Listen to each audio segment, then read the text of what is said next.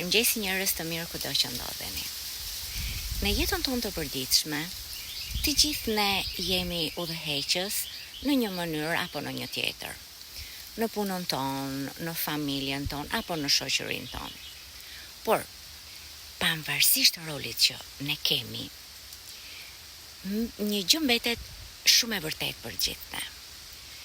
Mënyra se si ne i trajtojmë njerëzit përcakton se çfarë ndikimi ne lëm tek ata. Udhëheqja nuk është vetëm të japësh udhëzime, apo të kërkosh rezultate.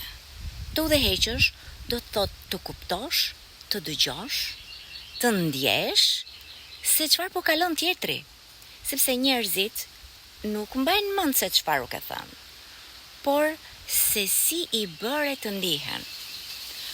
Kur ti udhëheq me empati, krijon besim. Kur tregon mirëkuptim, ndërton marrëdhënie që zgjasin.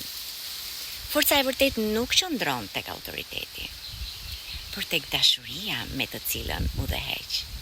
Sepse bota nuk ka nevojë për zëra që urdhërojnë, por ka nevojë për njerëz që kuptojnë.